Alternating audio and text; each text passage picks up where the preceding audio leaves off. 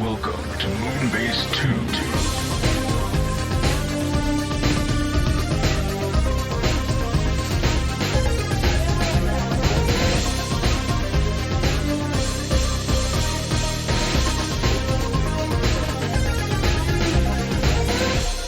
Hello everyone and welcome back to the Squawkbox. I'm still happy with that name even if other people don't like it. Accidentally completing a trifecta. I didn't mean to do it this way. I've got the last of the TFW hosts on with me today. So it is TJ. Hi TJ, how are you? Hello. Thank you for having me. Yeah, I'm very glad to have you. It's always nice to use the power of the internet to talk to Florida, a state I will never go to because I will immolate. Oh no. Trust me. As a Floridian, just hear about us. You don't need to visit. Don't run the risk. As an Irish person, if I go above like 20 degrees Celsius, like it's like vampires. Oh right. Yeah, like I'm like what I tell people I don't go to the beach because like I tell them, have you ever left like a fork in the microwave? Because that's basically me at the beach. Oh dear, that raises more questions than it answers, really. But yeah, for anyone who hasn't listened before, Squawkbox is where I get a random person on off the internet, usually someone who has some knowledge of Transformers, and we talk about something that isn't related to news or reviews or anything like that. General topics, anything up in the air. So today, TJ and I decided we were going to talk about something I think, mostly from your very long history in Transformers, but also very much from your own professional career at the moment, you have a pretty interesting perspective on, which is how Transformers approaches marketing, and how that might have changed over the years. So I'm gonna start us off with this, and I was gonna say, like, as someone who's been in the fandom for a very, very, very long time, because we're both very, very, very old. Oh no. Don't do that to me. Yeah. Have you, noticed like a shift in the type of marketing we've been seeing? Like, even if you go back far enough to like G1, like what we know about G1 marketing. Jeez, all the way back then. I mean, G1 marketing is a completely different beast because that was when they first put down all the laws here in the U.S. where like you can't have commercials for the toys during the cartoon that promotes the toys, because that was just too far. That was just like, that's just gonna like poison kids' brains, and that's just brainwashing them into buying the toys. Which I okay, fine, but like you're still advertising toys the whole time during the cartoon. And what they would do, and like credit to them for being clever. You'd see the commercials that were like in between, and they'd be like super exciting animations for the Transformer characters. Yeah, like they'd be these really cool battle scenes, and then it's like a mini episode, and then at the very last, like literally the last 3 seconds, like it'll tell you, join the adventures of Transformers in Marvel Comics. Cut. So they would figure out some way of like keeping the Transformer hype going without actually advertising like the actual like toy or cartoon product during the cartoon. Yeah, but I always find that interesting. Like, obviously, like I'm kind of looking at it from the outside and everything else, but the Reagan era economics and everything like that, and that's such an interesting law to me. That, okay, you can't advertise this toy at this time, but you can still have ads for other shows, like G.I. Joe might have an ad for Transformers in the middle of it, or something like that. Right. But also you can make a 30-minute long ad for the toy that plays every day at 4:00, which is far more ingratiating and far more likely to actually, it's like it was never about like having the law behind the people saying like you can't be marketing things to children because it's not fair, blah blah. It was like how do we make it look like we're not marketing, but actually market in a much more aggressive strategy than we ever did. Right. There's just this mindset where like you couldn't be like overly like commercially targeting a kid for some reason. So like okay, well this is apparently too far, is that you can't have Transformer toy commercials during a Transformer cartoon because it over commercializes to kids. Meanwhile, down at my toy shop right now, I have a Barbie dressed in a Pizza Hut shirt. That was fine. That's not over commercializing to kids at all. Very different. Like, yeah, it's a very different animal, like licensing and everything else like that. It brings on a very interesting thing.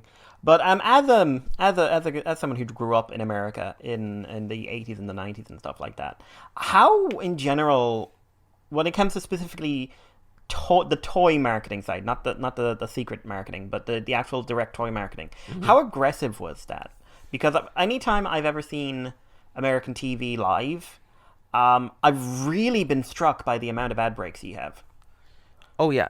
So I've seen British TV where like you get a lot more time, like in the UK in general, you get a lot more time for the actual show. Here in America, it is you say like a 30-minute toy commercial. It's 22 minutes. So we're dedicating a third of the time, or at least like a third or a quarter of the time of that block to just selling stuff.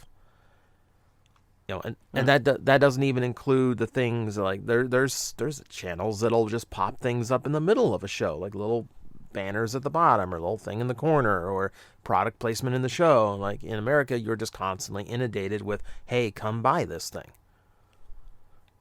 The obvious question here now, is that effective, do you think, or is it just the way things are? Like, is it an effective marketing model? It is just the way things are now. Like, this is a little bit weird for me because I don't think I've turned an actual TV on in the last 5 years. Like, there's nothing on TV that interests me. Anything I want to watch is on the computer. So like I don't even need. I have a capture card for my consoles now, so I don't even need a TV for that. Right? So I have very little experience with what they're doing currently in commercials, but here in America, you also have so many commercials that people just flip to other channels. Even as a kid, I can remember like Saturday mornings would come up. I'd be there sitting and eating my bowl of cereal and going like, all right, Power Rangers just went to commercial, change over channel. Oh, Yu-Gi-Oh's on. Okay, we'll watch that for a minute. We'll flip back to Power Rangers. It just becomes like a nuisance to the point where you're just like flipping over and like, okay, what can keep me entertained until the next 3 minutes go by and I can go back to what I was doing. That it's just so interesting to me because it's so different. In Ireland, usually cartoons and stuff would air without any ads. You'd have like an ad at the end of it. You wouldn't have an ad break in the middle of it. You'd have like a 3-minute ad section on the half hour, and then you go back in. And a lot of, up until really recently, cartoons actually aired as part of like entertainment blocks, which is kind of like, we had like The Den was a big one in Ireland, which was like in between cartoons you had a presenter and a bunch of puppets, zig and zag and all that jazz, and they would go for 5 minutes. So let's say Batman was 22 minutes long, you'd have 5 minutes of them, and then you'd have 3 minutes of ads. You'd have this solid 3-minute block of ads, but then you wouldn't have ads again for another half an hour. And we were also a lot more restricted in what we could market as well. Like you mentioned Power Rangers there. We couldn't market Power Ranger toys on Irish television until, I want to say, the early 2000s. Really? Because it was seen as too violent. We didn't even get it domestically until very late 1990s. I watched it in 93 because it was on a UK TV, so we had satellite. I ran over to my godmother's house and she had satellite. And so I'd used to, just every Saturday morning, I'd go over there, watch Power Rangers on British TV, and then I'd be the only one in school who knew about it. But even then, it still exploded in Ireland. Oh, but that was kind of getting around the licensing stuff as well, because they were able to sell these Power Rangers toys while still staying within the letter of Irish law on what was acceptable to show to children, while obviously making millions off of the fact they were selling toys related to something they deemed unacceptable. Right. So were you also in that era that had like Teenage Mutant Hero Turtles? Yes, we were very much Teenage Mutant Hero Turtles, and we were like, I think I would say Turtles hit Ireland much, much harder than pretty much anything else. Like for that period, certainly. Transformers had a hold on people, but it was smaller, much, much smaller in Ireland. Power Rangers, it was almost subversive, but Turtles were everywhere. Oh yeah. The first toy I remember actually saving up money to buy was a transforming Michelangelo. I loved those. The one that went from like yeah, they were fun. They fun. They remade them there for the Nickelodeon one or something. Okay, so they used the exact same molds to start doing like modern ones, like the 2000s Turtles had those, and they're basically just the original figures with new heads. God, I was at a collector's shop like a month ago, and I almost dropped the money for a giant transforming Raphael, like because I'd never seen a giant one in person. I never even knew there were giant ones. Oh yeah. Oh man, I'd like to say I've kind of grown out of the Turtles thing, but I was just trying to hunt down the Last Ronin yesterday, so I'm just subversive Turtle fan now. I nearly bought Last Ronin figures, despite the fact I hadn't read the book. I was that bad. So here's an episode. Here's an episode of my like toy shop story time I haven't told yet. Last week I actually had an artist for the Last Ronin in the shop. Oh wow, that's so cool.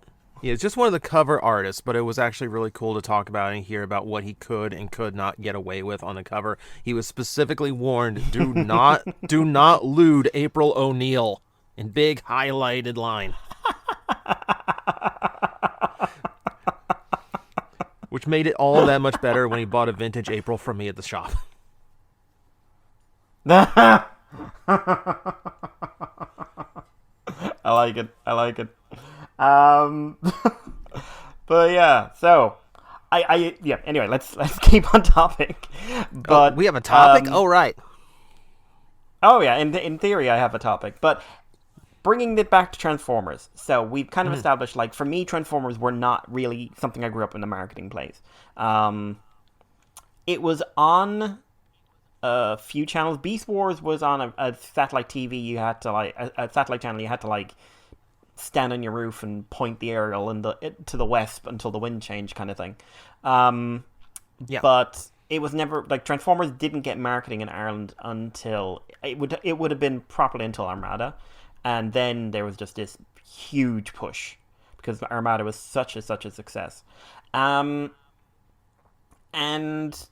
I mean, we've talked about America there. You would have had a much bigger push for Beast Wars than we would have had. But oh yeah, talking about Armada made me think, like, how important do you think gimmicks have been to the marketing of Transformers?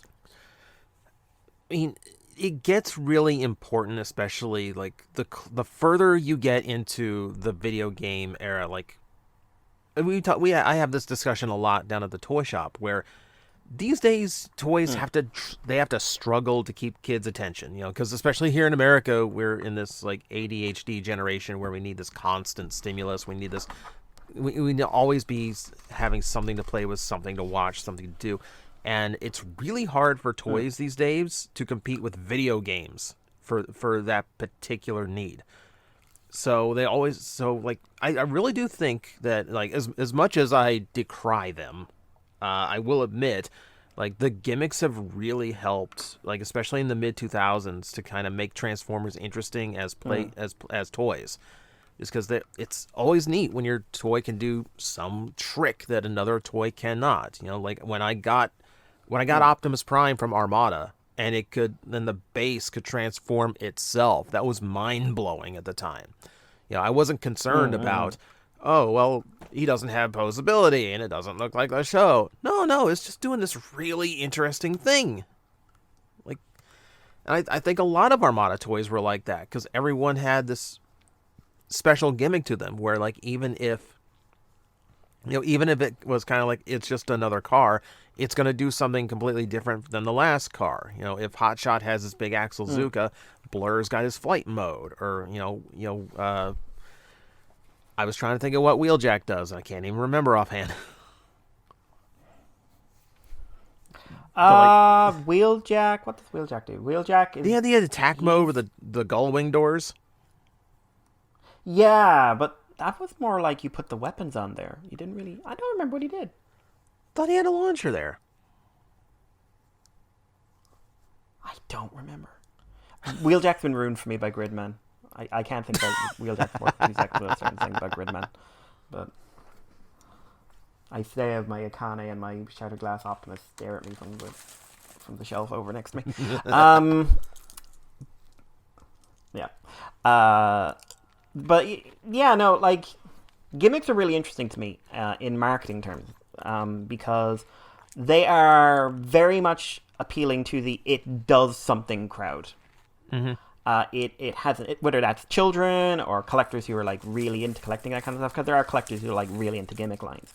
But as we've gone on, there feels like there's become this much, much, much harder delineation between different lines being marketed towards different groups. Which may not necessarily reflect the reality of who's buying those lines.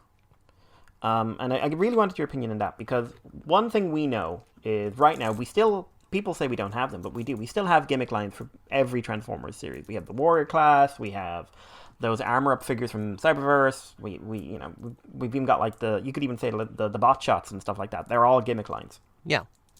And then you have the inverted commas marketed at the serious collector, adult collector lines. And that's got things like changes in the boxes, things to make it look more prestigious, accurate to your nostalgia, blah, blah, blah, blah, blah. But we do still know that the majority of people still buying those are either buying them as children or for children. We make up a very significant part of the market these days for that line, but we're still outgunned. And do you think those lines are being effectively marketed towards the main consumer? Or do you think, like, ultimately we are actually, in the long run, the most important ones to sell to? Oh, no, like, that's the thing, is that collectors will spend ridiculous amounts on this franchise, but we will not come close to the hordes and hordes of children buying them. Even if a kid only buys 2 or 3 Transformers from a particular line, there's still so many more of them than us. We make a significant market, which is why they produce classic characters that haven't been done before or haven't been done since G1. But even Hasbro admits a lot of kids just buy whatever looks cool on the shelf. So they can go to those deep cuts that are pleasing to collectors. As long as they still look cool for a kid, it is still going to sell well for kids as well as us.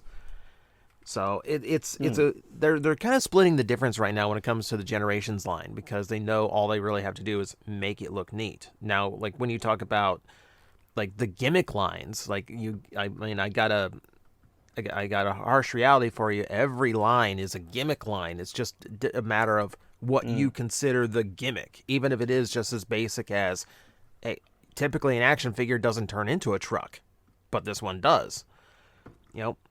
Even if it's something as silly as like Evo Fusion, because like there's people who consider that a big deal because they start customizing and building up their own weapons and armoring up their characters however they want. That's a big appeal to some people, even if it seems kind of silly to some other collectors. And I would say the same goes for kids. Like being able to customize it and make it how you look is kind of a big deal for a kid, because now your toy doesn't feel like the toy that your friend has.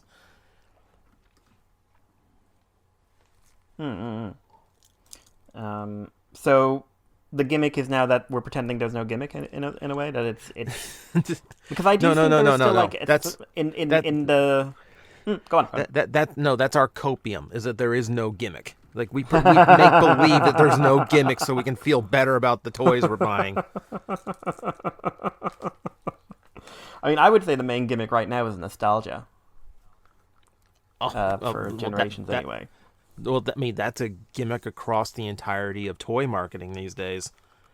You look. That's an interesting question. Like, I'm always sorry. I was just like, I'm always curious about how Transformers trends reflect other ones. So yeah, how is nostalgia across the toy market right now?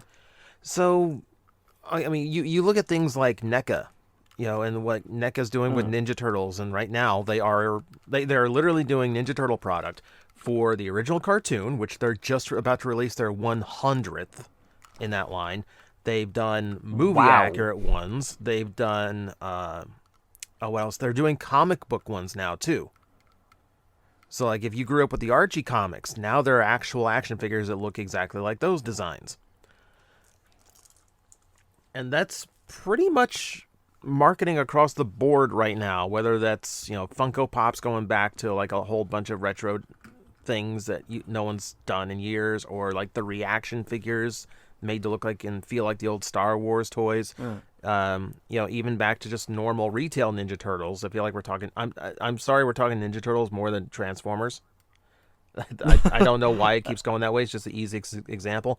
They're trying to probably fill because it's gap. like in many ways it's a bigger juggernaut. In a way. Well, I mean, Ninja Turtles is what basically like crushed any hope of Transformers reviving in the late 80s and early 90s. Like no toy line could come even close. That's why the 90s are just like half the 90s are just knockoffs of Ninja Turtles trying to recapture lightning in a bottle.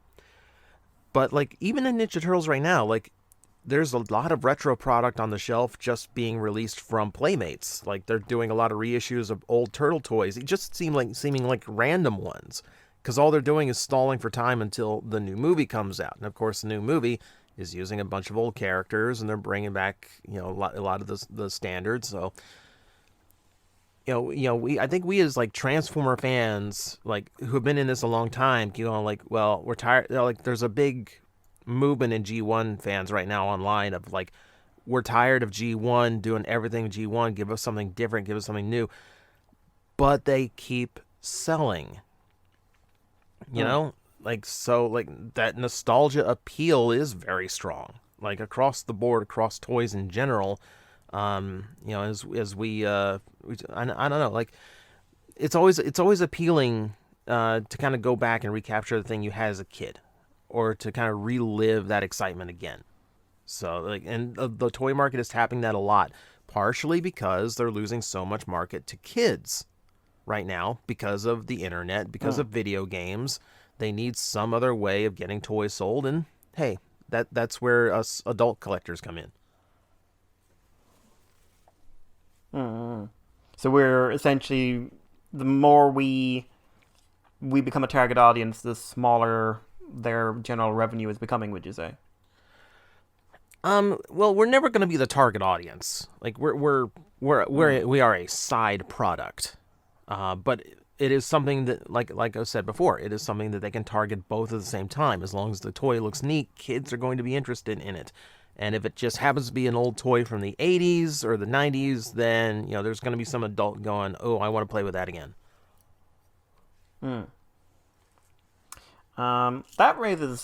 actually raises the question at the moment, because something I am increasingly aware of is the effect the bulk binge droppable cartoon might have on the long-term marketability of toys and toy lines. Because maybe it was just me, but I was not a bright child. But when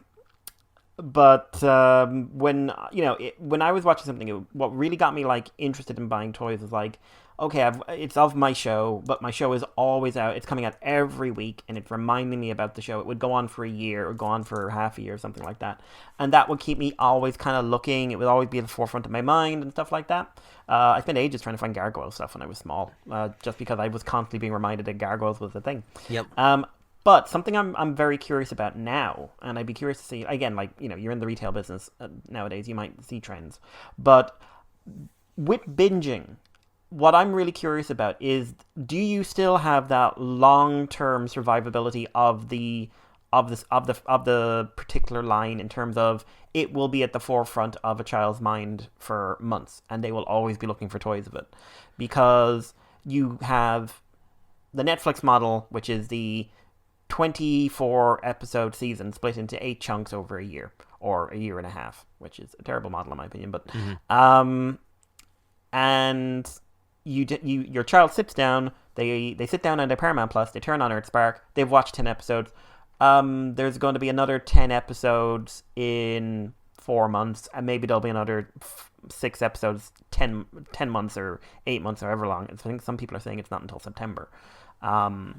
So they have a day, maybe a week, where this thing is very, very prominent, very forefront in their minds. But after that, something new is on, and there's nothing refreshing that interest. There's nothing like giving it a bit of a kickstart, going like, okay, you need to be going out and buying it, And I'm wondering how that works as a marketing model, because I remember Voltron toy line suffered a lot because they said like we'd see this initial jump in sales when a new batch of episodes came out, but very, very quickly it would drop off. And they had such a small toy line in general as well that they really did kind of rely on a lot of those sales happening. So it'd be like, do you think the binge model is an effective form of marketing these days for a toy line for a cartoon or something like that, or do you think it could be improved? For a toy line, definitely not. Like, because it is true, Voltron did have a lot of struggles because everyone watched it. Like really the day of, like the day that dropped, everyone binged it, and then like a week later, you're done talking about it. You moved on to another show, and that is correct. Because it's not like it's not like the old Saturday morning cartoon thing where like you have to watch it at this time on this day. You have to be there every single day, and then you just like you're a fan of it for a year and a half, however long the show goes. With it's so quick. You're so quick to consume the media thanks to the way that like digital streaming platforms work. You're done with it in maybe you stretch it out a couple weeks if you take it slow. Now, now in the realm of like for kids, that's kind of down to what the parent lets them do. Maybe and also with the advantage of like a streaming platform, not everyone's going to have to watch it at that moment, at that time. It's not like, well, if I didn't wake up at 8:30 in the morning, I guess I don't get to see it today. Wait for the rerun. You don't really, that's not a concern now. So you do have people like most of us will watch it day one, but not everyone will. Some will hear from it from word of mouth, and they'll go watch it then. But it is going to be like a noticeable lag. Now, like online, the advantage is there are communities that do keep those kind of shows and that kind of interest thriving a lot longer.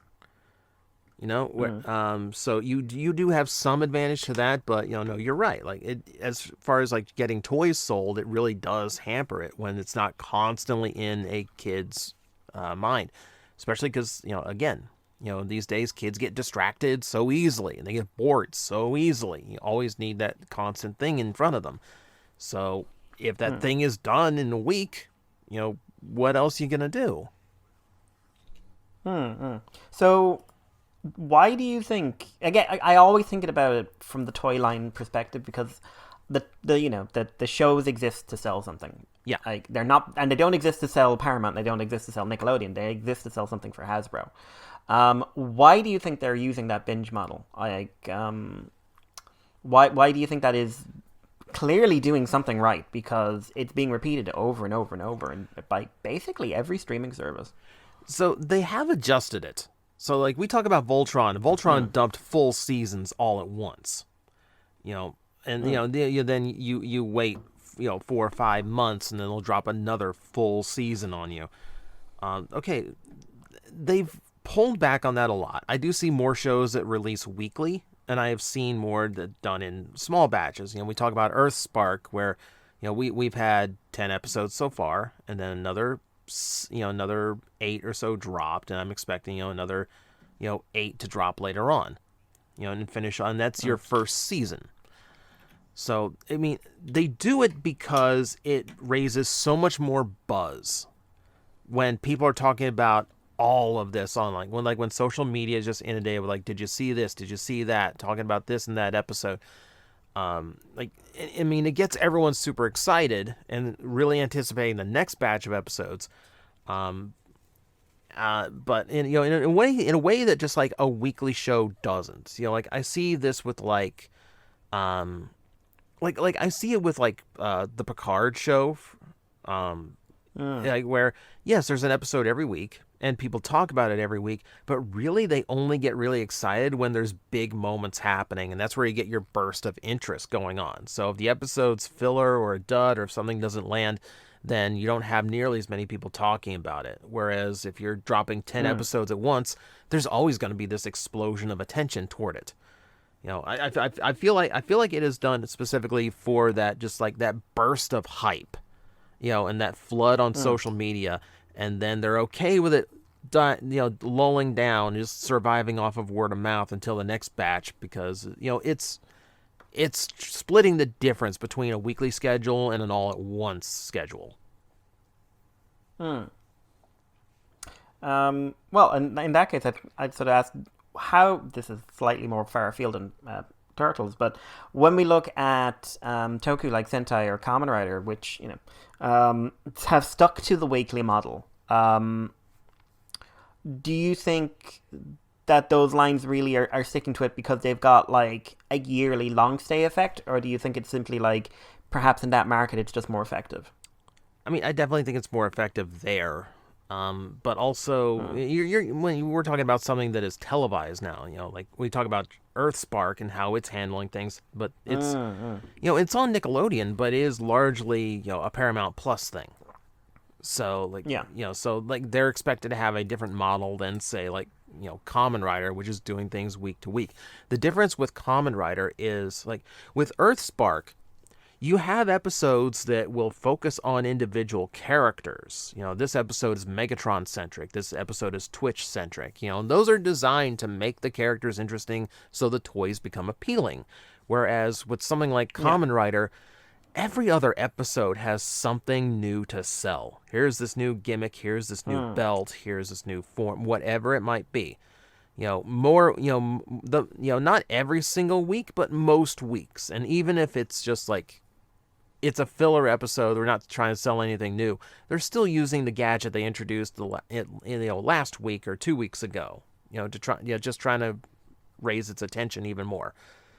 So it's a different marketing model because they have so much more to sell. So they're trying to make each and every individual thing look cool rather than just making this whole product that looks cool and can be, taken in larger quantities. No, I hadn't thought about that, but you're right. Just like the sheer volume of what they put out is just bigger. Oh, it's insane. It's absolutely which insane. Which actually, like, it makes me think about for shows like King Oger or the Sentai route or anything like that, they don't rely on like the sheer Revice or Build or something like that, which just would not stop with the toys. Yep. Yeah, but then like you've got Sentai, they seem to move more on like we create a smaller number of sizable products that we then reiterate over and over again that you need these. And like there's such a strong focus on the mechs over the roleplay toys. Yeah. Which I wonder if like again, you know this better than I would, but like it is that market of like selling less but it costing more as viable, do you think? So when you talk about Sentai, you are ultimately talking about quantity, because it is a much like a mecha for Sentai is a much bigger piece, than a lot of the. I mean, I guess in Kamen Rider you have like the main rider's belt that'll be released throughout the show's run, and the mechas in like King Oger will run the exact same way. So. You kind of have a similar market with both of them. But I do think like when it comes to Sentai, they definitely don't rely on gimmicks as often as Kamen Rider. They're not constantly trying to sell you that new thing every single week. They're making the toys look cool.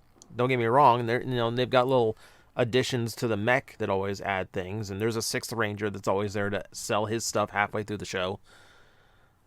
So like it's a different tactic, but like they know they're going to sell over a longer length of time than a lot of stuff that comes out for Kamen Rider. Whereas like an upgrade for the belt is kind of forgettable a month after. Even by the writers of the show. Like we just introduced this new full bottle for Kamen Rider Build, and then Sento forgets to ever use it again. That's because we're just recycling it so fast. Build was the one I noticed the most because I always felt like the writer for Build, for anyone who doesn't know, was very, very good. Very, very good writer. Mm-hmm. He was very good. Yeah. But I also feel like he had no idea how to handle the toy aspect of it. Because it's just like, yeah, sure, there's a bottle here. I just want to tell my war story with Cthulhu now, please. That's how I'm selling Build to people. Like, war is bad, but also Cthulhu. I just saw a friend on Build recently. I hadn't thought of that aspect. Well, I know a guy who's watching. He's started watching Kamen Rider, and I want to say it to him, but I can't because it will spoil it. Because like, what Build turns into is just like, you didn't see that coming, did you? I mean, I have a friend of mine. A friend of mine asked me like, okay, he went through a few different series, and then he asked me for one that would bring on man tears, and I'm like, oh, here's this funny show about bottles. Nothing bad happens. No. Don't watch the shadows. Never watch the shadows.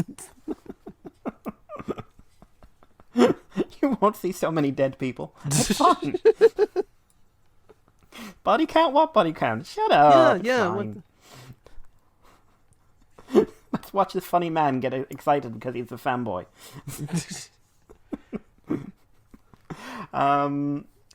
His story ends very happily. It's fine. It's grand. Yeah, it's all fine. It's all fine. But yeah. But yeah, like it's an interesting one. Well, so that's got me thinking about, what do you think hampers the Transformers market right now? Not just obviously we know that there's competition with the video games, but like you work in a specialist toy shop. You do sell modern stuff, but you sell a lot of vintage stuff. Like, are Transformers in high demand in comparison to other toy lines?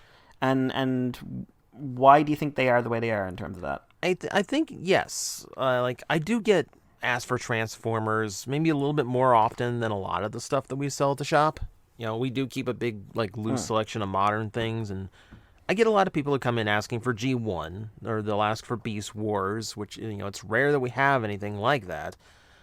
But for me, it always felt like Transformers was very good at being a generational series, where generally they have like a 3-year run of something, and then they move on to something fresh. Beast Wars was 3 years. Beast Machines was supposed to be 3 years, and then Trans-Tech got cut. So we only got 2 years and then fill it. But then like Unicron trilogy, 3 years. So you have that, like, there's always going to be this little niche period where a kid goes from 7 to 10 or 8 to 12 or whatever that, there's this range where they're really interested in toys and the shows and not much else beyond that. So like, so everyone kind of has this period of Transformers they would have grown up in, and that keeps things fresh, and it becomes, well, I watched this as a kid, now there's a new show, now my kid gets to see like the genre and the series that I love so much. And we look at things like, someone who grew up with G1 is introducing their kid to like Transformers Animated when it comes out. And again, Transformers Animated, 3-year run. Transformers Prime, 3-year run. So, like, it's always been very good at keeping itself fresh and adaptive. I think that's the lesson they learned from G1, is that, like, don't stick in for too long. Like do your thing, get it right, and then move on to something else before it gets tiresome. Yeah.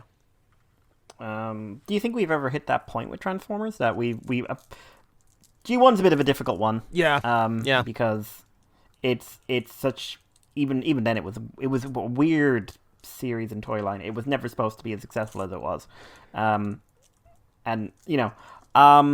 I'd say Turtles probably outlived its welcome, the original Turtles run, but like they were still having like mega sales into season 7. Oh yeah, but Turtles at some point got like so low on ideas for like new toys because you got to keep like Leonardo, Donatello. You got to keep the main 4 Turtles, Shredder, and like Bebop and Rocksteady and all them. You got to keep them on the shelf because they're still the center point of the show. So you end up with things like Superhero Bebop, which is a crazy expensive toy now, by the way. And you end up with things like you end up with things like Star Trek Transform or Star Trek Ninja Turtles. Where they're all in. That I didn't know existed. Yeah. You can get a looking that up literally now. Yeah, it's the classic uniforms too. It's not even like next gen. Oh my god. Yeah.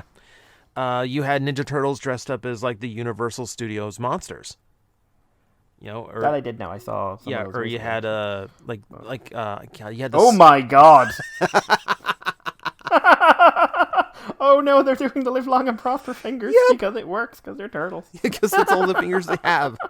Oh my god. These are beyond cursed and I want them, but I'll never have them.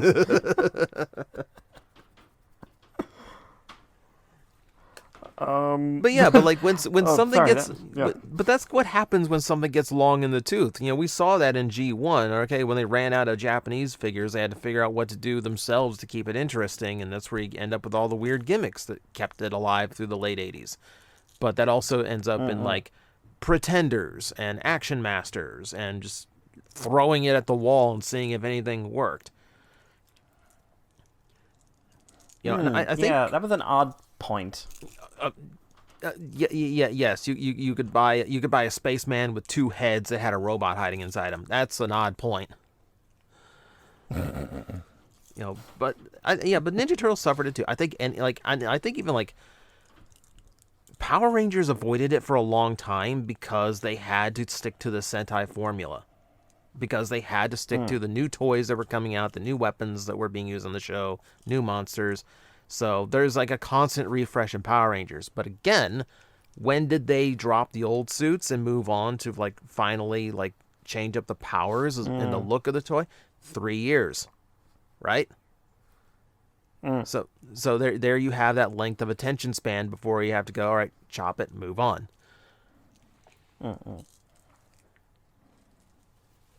It's an interesting one. The 3-year thing actually struck me today. I was thinking about it. And just like we're as fans and as viewers, we still, and I think this is a problem with any collector of nerd media, certainly nerd media that's got a child audience to it.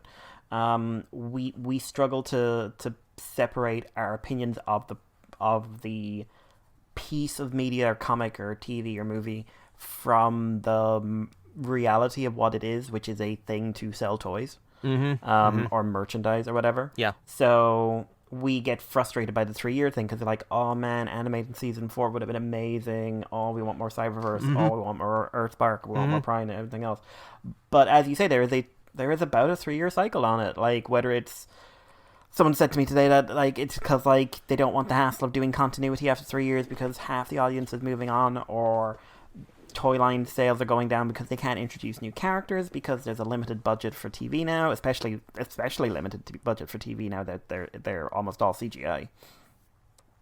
And whatnot. Like they are really tied into that 3-year cycle with Transformers. And it's very much spread into just the non-TV toy lines as well. Where I'd say we've been on a 3-year cycle with Generations for what, since 2010, 2011? The first one I remember being in like a 3-year cycle was Combiner Wars, because that was the first of like a trilogy, and then we had Prime War trilogy, and now we're in a Legacy trilogy. Yeah. Yeah, it like I said, it just really struck me today that like we really tied into this 3-year repeating cycle, and it's just like it's got to be refreshed, but also because they don't necessarily want to refresh the franchise, they're just trying to refresh what's the current market is. They keep the most marketable aspects, like the Allspark, like Bumblebee, like Megatron, like Optimus, blah blah blah, which are also the parts that, as older fans who we react to the marketing side differently, because the marketing side we react to is the like collector oriented Fan Tuesdays or Fan First Fridays and all that jazz. Yeah, our behind the scenes stuff. I think the behind the scenes stuff is a genius piece of marketing. But we struggle with those because we have them on repeat because we just keep on coming back and seeing them over and over again. Like I was not excited to hear that the new animated movie is going to show pre-war Cybertron, and just like, cool. It's been done a lot. Yeah, but cool. I was that way with like at some point. Oh, go on. I was that way with the second run of IDW comics, where it's like we're going to show the story of what is going on, what started the war with Transformers. Like, we've been there. You're telling this. You're telling the story of Transformers before anything interesting happens. And then had to end it before anything interesting happened. Yep. I like Brian Ruckley as a person, and I love his Nature podcast. It's a very good podcast. Wild episode. Really recommend it to people. But oh boy, I'd love to read his books, but yeah, like I think as I'm getting older, I'm very interested in the psychology of the marketing. What's triggering it? What's setting it off? Like, obviously, a lot of your stuff would not be primary marketing. It would be like secondary. It would be trying to sell stuff that's been out for a few years. But like, if you're building up like a push for a certain toy line, what kind of approaches would you use? Well, like for me, like what I've always been critical of for Hasbro is how long they take to actually reveal the stuff that they have, especially now that you're in the age of like the online leaker, the early toy reviewer. Like, you know, Hasbro has these months ahead of any of that, but they keep it all under wraps and they keep it very close to, very, very close to them. When we find out about a new Transformer, it is because someone dug through a Walmart computer or because someone took a photo in a factory. It's not from the source. Like, for me, if I was trying to promote Transformers, if I had like a series that I was trying to push, I would be doing it as soon as possible. Like, you're talking about the behind the scenes stuff, and we see that after the fact. We see all that after the toy is like, once the toy is complete and in mass production, that's when we start seeing behind the scenes stuff. But I would love to see like Hasbro doing teasers for things that are months down the line, build up some anticipation for what is coming up and what it's ultimately going to look like, even if we're just seeing like a piece of it or just getting the characters announced. They started doing that on their live streams. Yeah, like, hey, we have these characters on the way. We can't show them yet, but they're in the production. And they could show them. They could, but there's always this like old idea of like, well, if we show it off, someone will copy the design and make it before us. I'm like, the third party market's a thing now. Like no one's interested in doing that. So I always feel like it, like the news cycle directly from Hasbro is just a little too slow. I feel like they could be building up some hype and anticipation themselves if they were willing to let a little bit leak out themselves and like actually announce some things well ahead of time rather than just letting us find out about it through other means. Like, it still like weirds me out that like Hasbro does a monthly live stream for all their new Transformer stuff. Every online site for Transformers has news to announce literally every day, but Hasbro, the source of Transformers, can only muster enough news for one stream a month. Yeah, it's You know, when you actually think about it, it's a bit weird. it is. It is. We talk about like maintaining hype, with like the way streaming platforms handle drops of shows. You could have a constant hype train with Transformers. They could constantly announce new things and keep us interested and anticipating even if it's just a weekly thing. They do like their Transformer Tuesdays, which are mostly just these are the pre-orders that are now available from the stuff we announced last month. They could be doing something so much more substantial with that, but they're just stuck behind this idea of like we have to keep it close to the chest. And I feel like I feel like right now that is hurting them more than anything. That leads to a question. So one thing we were reminded this week that Hasbro is perfectly willing, or certainly Wizard of the Coast, perfectly willing to send legal teams out to say, give back that thing that you shouldn't have. To the extreme. I didn't actually realize the Pinkertons were still a thing. I know, that's so weird, right? But we also know that Transformers invariably has at least 2, usually 3 people on the internet scene, whether you're going back to 2008 and it's being the stolen Chinese toy crowd, nowadays, which is the Singapore stolen toy buyers, like the only one off the top of my head, Prime versus Prime, and that guy everyone made fun of with the pencil. I don't think they're the same guy. Cheffatron. Cheffatron. Because it just something you said got me thinking about it. We know that they could very easily shut them down. Yeah. They could shut them out without ever sending anyone around to the house. They could just say like, okay, cool, we're just going to have you manually struck 3 times. Goodbye, and you're never coming back from it. But we also,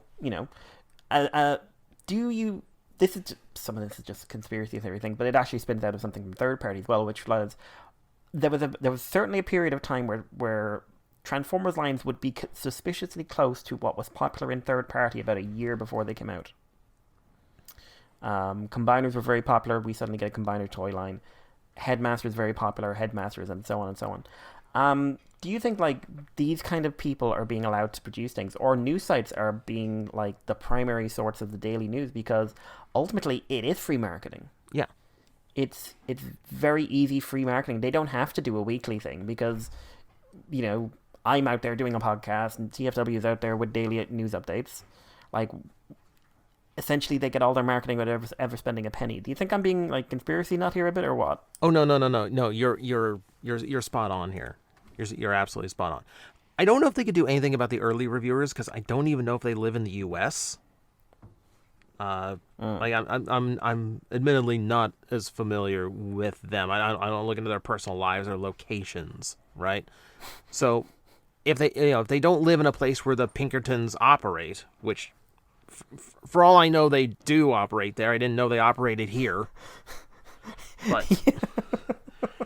So it's like maybe they're out of the jurisdiction, like, and that's how a lot of third-party companies get away with it because China's so loose with copyright laws and it's so hard to get them to enforce anything over there, and that's where the bulk of those third-party companies are, call home. But you are right in that Transformers, ever since the inception of the internet, has depended on, maybe not depended on, but counted on the internet community actually generating the hype for them themselves. Whether that's like today with internet reviewers like me and the all the different websites for Transformers updates, etc., or going all the way back to like the newsgroup eras of the mid 90s and BWTF.com and Ben Yee. Like, because that was your first name reviewer. That's the first guy that was like, oh, I know him. He's the reviewer guy. Ever since then, they really have not had to do much to push their Transformers. Now, I think it's been good for accountability. I think depending on that space to actually like advertise your toys does mean they all have to be top notch. They can't put out something just for the sake of filling a wave, because now the people they count on for their hype are calling them out for that.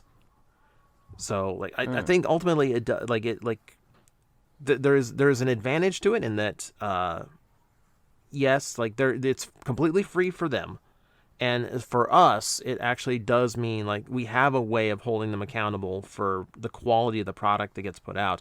On the other hand, it is a very strange look for a $1 billion company to let their most popular line basically be dictated by people who are, let's face it, stealing toys out of the factory and profiting from it.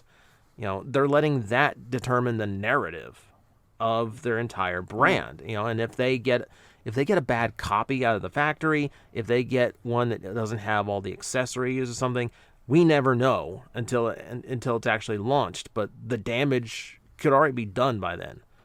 Because for me as a reviewer, I get my reviews do not get nearly what theirs do. Like I'm never going to be able to compete with that, right?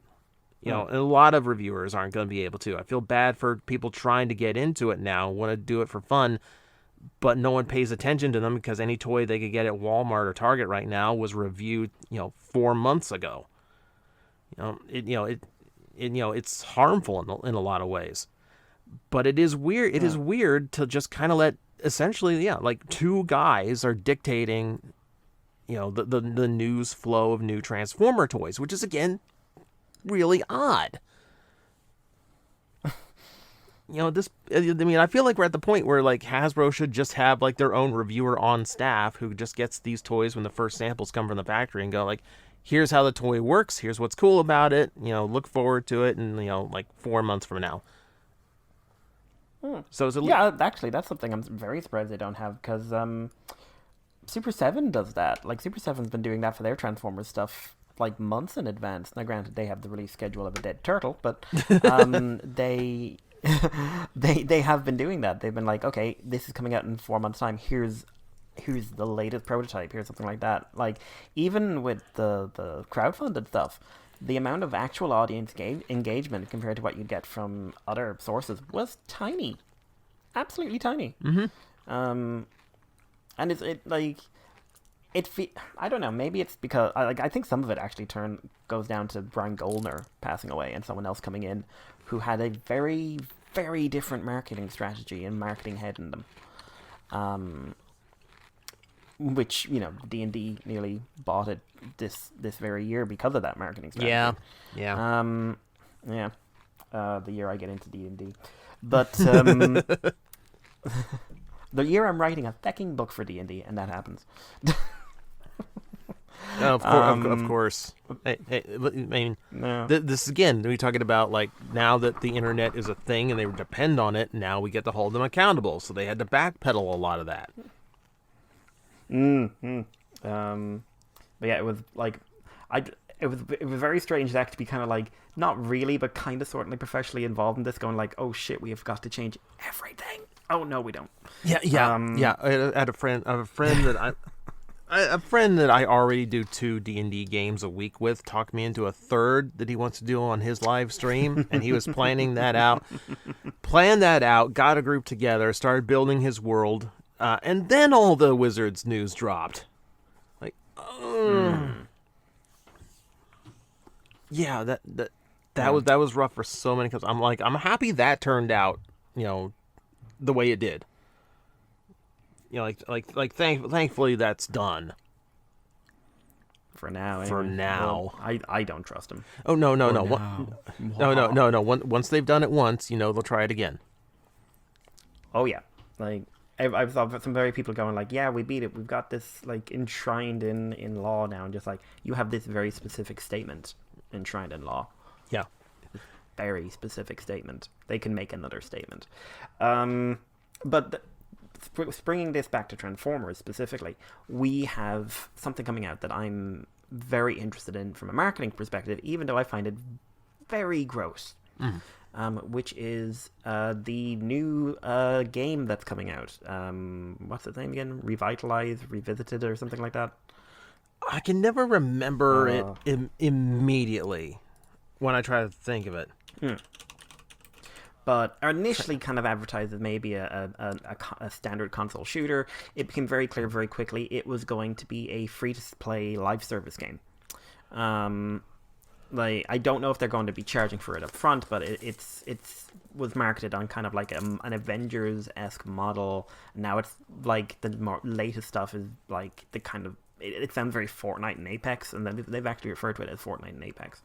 Yeah, I've heard Destiny or Overwatch too. Which again, keeping that marketing tone, is moving into a very different marketing strategy, which is you are trying to market a game. How would I put this delicately? You're trying to sell a game to the most vulnerable people out there. And you're trying to sell monetization and gambling to the most vulnerable people out there. Under the disguise of a video game. And I find it rather gross. Because, you know, these games, as I said, these games don't make their money off of people like you or people like me or 95% of gamers. They make their, who might, you know, okay, you buy, I'll spend 10 quid on a skin one time or whatever. Like, they make their money off of children who don't know any better or adults who are in a vulnerable state. Yeah. And they make their money off of gambling addiction. And someone tried to tell me it's not gambling addiction. I was just like, you play this over and over and over and over and over and over and over again, knowing the odds of getting this are absolutely tiny. That's gambling. Yeah. Now, the house always wins. Now, I haven't heard if it's Transformers Reactivate. By the way, that's it. I mean, it had its name changed like twice in development, so it's always hard for me to keep track. Yeah. I know it always comes to like Transformers That's I totally said the name there. Yeah. I haven't heard if it's actually doing any kind of like loot box gambling thing. Like, if it's just selling skins, okay, but there is still a predatory side to that. Like it's not going to be like a Fortnite level of popularity. Like, oh no, nothing is. You know, but the big thing with Fortnite was like it just became like a schoolyard status thing that you had a certain skin or how many skins you had. Like, well, if you're just using default, okay, you're a poor kid, you're a loser, you know, you're not cool in the playground anymore. I don't foresee that issue being a thing with the Transformers game.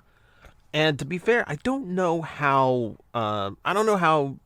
games like free to play like games like that. I don't know what that kind of market is for like the adults that those are generally targeted to, because like we're looking at a game that is noticeably dark in tone for Transformers, you know, and ultimately it's a kids franchise. Definitely, that definitely seems to be there's a Call of Duty game or a Battlefield or something like that that's gone down this route. Definitely feels like it's aiming more towards that, or Apex. Oh yeah, yeah.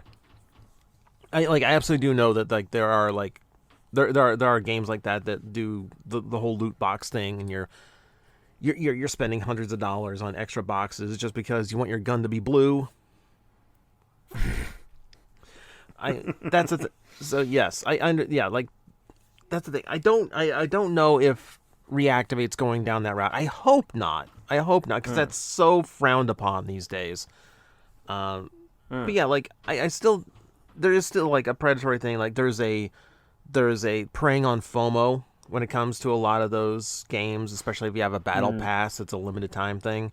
Yeah, you also have like a status symbol thing. Even if it's not amongst kids, there is a culture to it. You know, like much like Fortnite and Overwatch. A certain skin or a certain character means that you were around at that time and that you've been playing for this and this long. So, you know, there is a, you know, almost like a hierarchy based on that, you know, and hopefully this doesn't get like that. Hopefully, like this doesn't have that tone. It's really going to just depend on how popular it is. Well, that's sort of what. Apart from the fact, like I said, I find it a bit gross. But what struck me is that specifically the live service aspect of it was something that was really like the term was really being pushed about 4 years ago. Mm-hmm. And then the language around it changed, and it very much became like more like, oh no, just free to play, free to play, free to play. And having a game like this coming out now, and putting aside the fact that it's probably got like a 1 or 2 year lifespan, given how specialist the target audience is going to be. Yep. Unless it's like turned, like the Gundam game is apparently really, really good, and that's already dying off. That's been what, 4 months, 5 months? Yeah. Didn't have the crossbone. I don't care. So, but like, do you think, like, maybe it's just because this game was supposed to be out years ago, but do you think this is a case of them chasing a market that's disappearing, and that they are just like very, very late to the game? The sad thing is, I don't think the market is disappearing. I think there's always going to be companies. I hate to put it that way, but like, there's so many. There's so many game developers out there who look at that market scheme and go like, well, we only have to design one map and some character models, and then as long as we just come up with new skins every couple weeks, we can just keep getting them to spend more. It's not a $60 investment anymore. Now, we could potentially make hundreds off of each one. That's going to be way too tempting for way too many companies. You see that a lot with live service style games now, where like, even like, look at how big Square Enix is, and they tried to do it. And yes, that went down like a brick. Yep.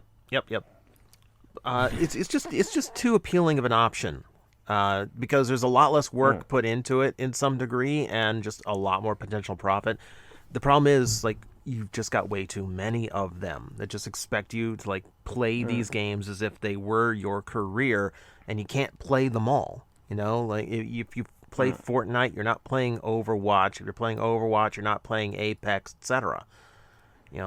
So I think it's a market that will eventually eat itself, but there's going to be survivors. And as long as there are survivors like your Fortnites and your Apex, there's going to be companies trying to do it again. They'll find a new spin on it. They'll try a new way of twisting the gameplay or making the purchases appealing, or it's going to be around.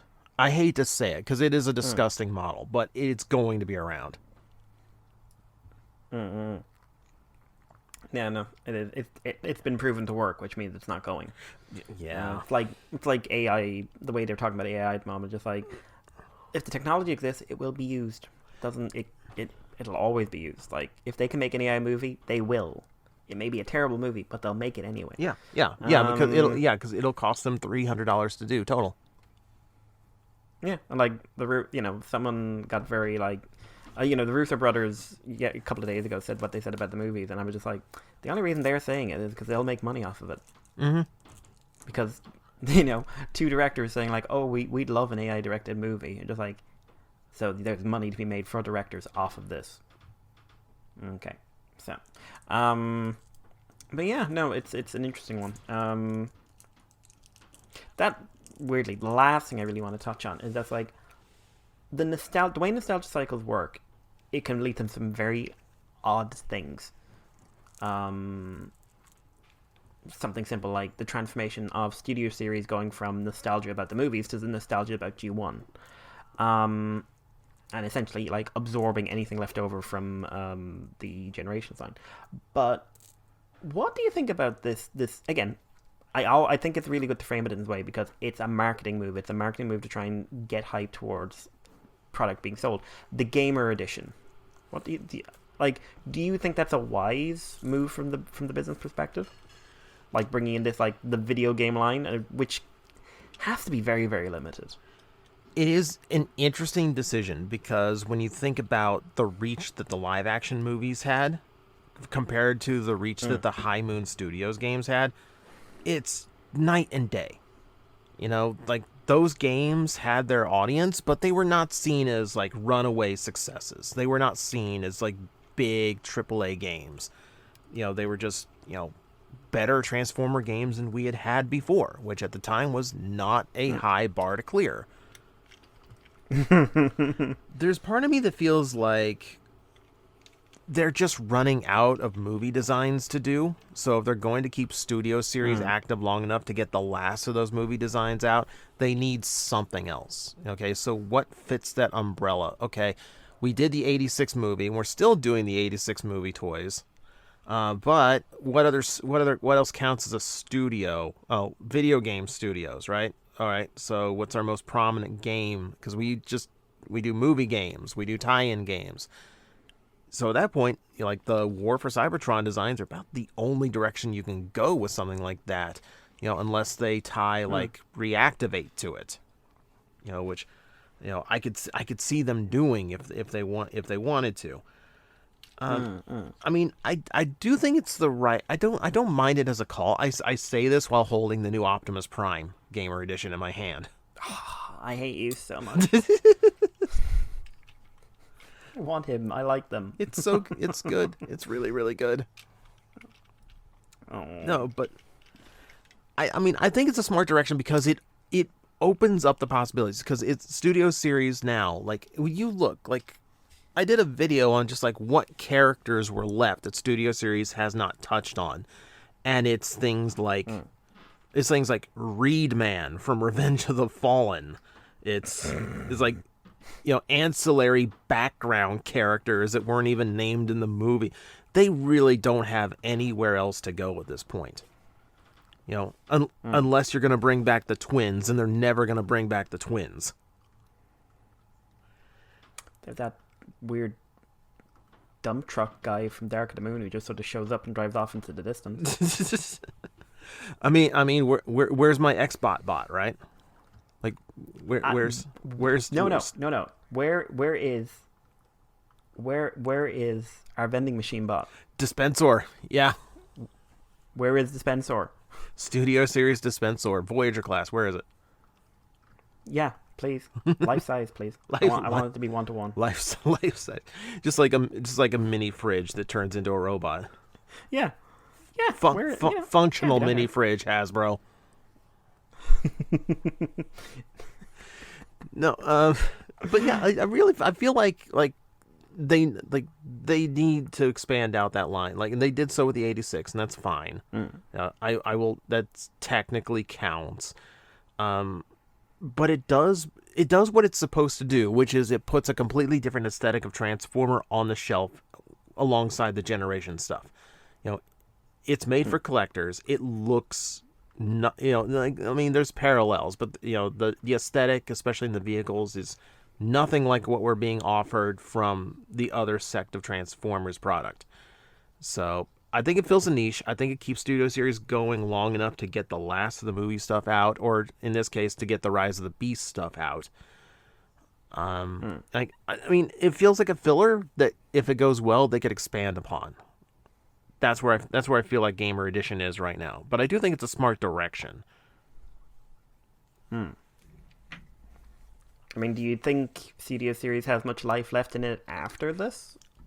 I mean, we've had over 100 releases so far. Like I said, there's very, very few characters they have not done. I mean, they could do like different iterations of Prime, or strangely enough, a lot of The Last Knight has not been touched on in Studio Series. So, like, you've got things you could. Well, that was was premium, wasn't it? Because I remember, like, Studio Series essentially evolved out of premium. Technically, yeah. So, like, they consider that they've considered that one checked off for a while, but at this point, like, it's probably smart to revisit it just so they have the same numbered box and style of release compared to those.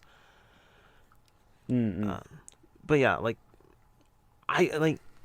I wouldn't mind if Studio Series just kind of like just did whatever, because I did a bit like this does like open up like these crazy possibilities. It's like, can I get like can I get those weird recolors from like Transformers Devastation? Can I get Armada characters like we do an Armada tidal wave in Generations? Can I get like the toy colored one because in Studio Series, because that's how he looked in the video game? I mean, I'd be up for that. Yeah. So I don't think the line's dead. I think it has places to go, but it definitely needs to get creative from here on out. And if it goes away, that's really not the worst thing, because we've got there's a lot of Transformers on the market right now. I would not mind like a little bit less to go through. I'm just waiting for the Toxtron collection. I want that Grimlock. God, I want It's the best Grimlock. the Greymon Ever made. Grimlock. I've been wanting this toy for 20 years.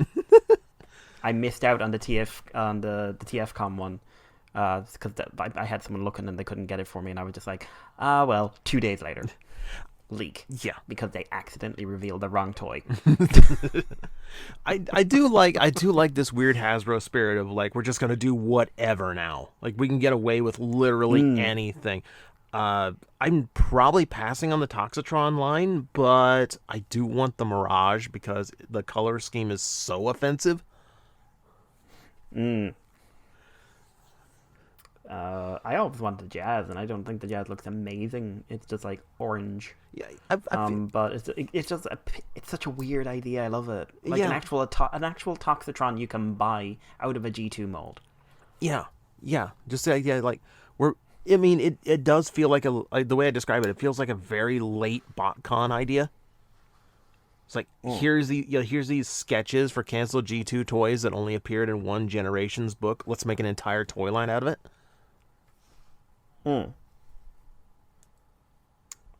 Yeah, no, it's something I'm really looking forward to it.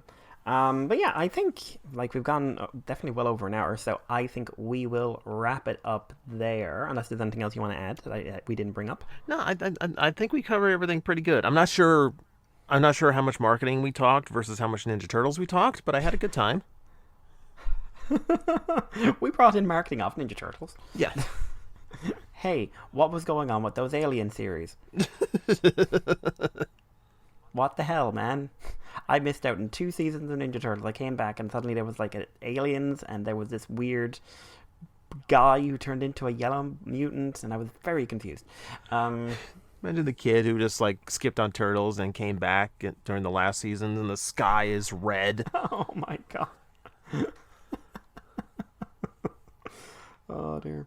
But to be fair, like watching the 2000s one, the early 2000 ones, there was a few seasons that were like that as well. Oh, I'm sorry, they're all cyborg ninja internet warriors now? We're in the future now. Where'd you go? Shredder's a what? Oh. And now they're dragons. I'm confused. That was a good show.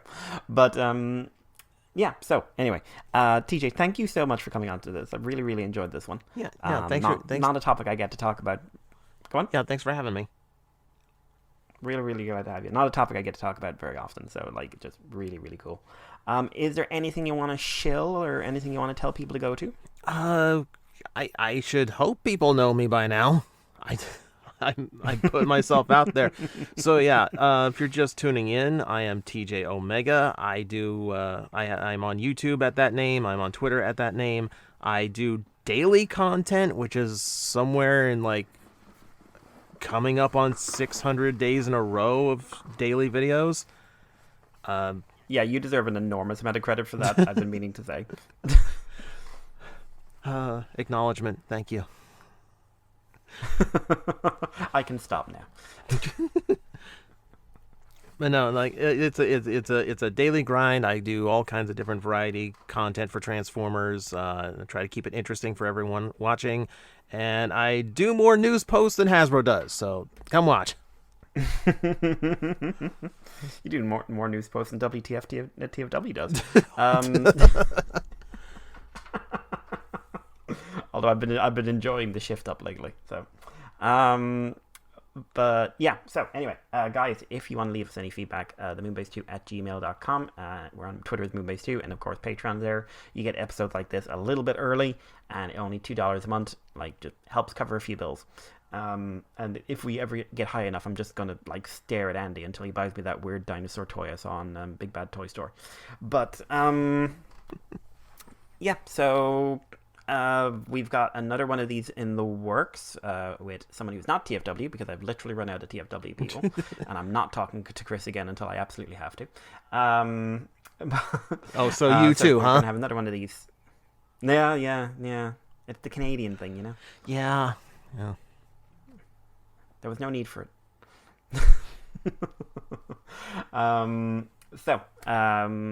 this, as I've said with this show from the start, it's the regular schedule, so I don't know if it's going to come out like very shortly after this one or a good few weeks. But this has been a really interesting one.